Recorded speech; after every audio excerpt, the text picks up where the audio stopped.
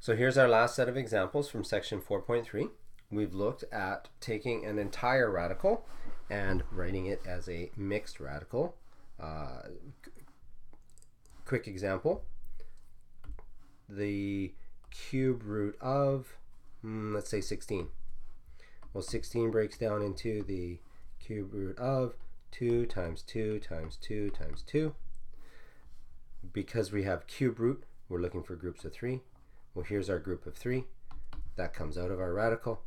What are we left with? Well, we're left with this lonely 2. Stays inside, not a 3. 2 stays inside our radical. Remember that. You have to make sure that when you write the radical down, you include the proper index. So there's a quick review on how to write a mixed radical from an entire radical. Well, now we need to be able to take a mixed radical and rewrite it back the other way as an entire radical.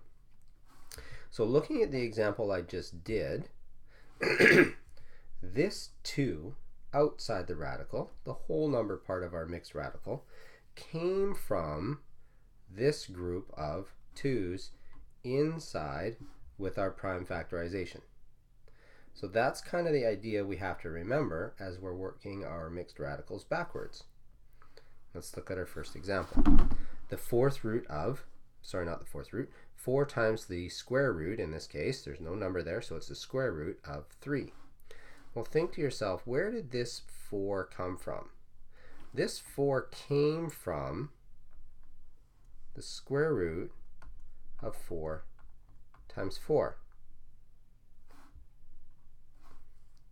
This was left over. Now, because both of these have the same index, I can combine them with our rule that we were looking at before as 4 times 4 times 3. And then I simply multiply that out. Well, 4 times 4 is 16, and times 3 is 48. So this is the square root of 48. And of course, I never write that 2, so it's just the square root of 48. Well, not 44, but 48. And there is our whole or our entire radical from that mixed radical. Second example, 3 times the cube root of 2. Well, where did this 3 come from? Because we have cube root, it came from a set of 3's within the cube root originally. We were left over with the cube root of 2. Because they have the same index, I can combine them. 3 times 3 times 3 times 2. Don't forget the cubed. And then I multiply that out. Well, 3 times 3 is 9, times 3 is 27, times 2 is 54. So the cube root of 54, that 3 is actually kind of big. That's one thing you actually have to remember. Radical or index numbers have to be kind of small. If they get too big, well, then they look like the coefficient out in front. Like this, they might look like this 3 or this 4. Okay, so make sure you keep your index numbers small. So 3 times the cube root of 2 as an entire radical is the cube root of 54. Last example, 2 times the fifth root of 2. Well, this 2 on the outside came from 2 times 2 times 2 times 2 times 2 inside the radical. Oops, not a 2. That's a 5. What was left over? Well, a fifth root of 2. Because it's the same index, I can write it all under one radical sign.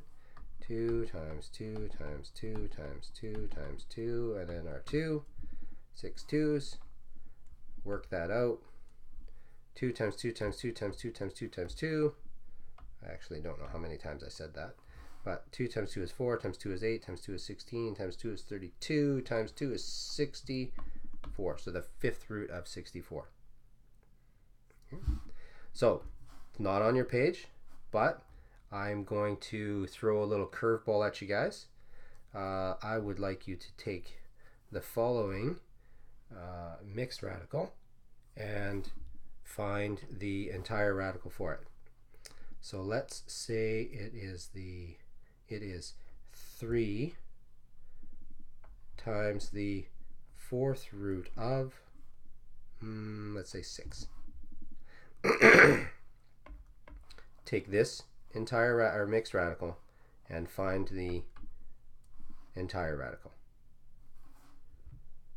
And you know what? Instead of making a whole new video to show you the answer to that, I will check that answer, or you can check that answer with me when you come to class after you've completed this set of videos.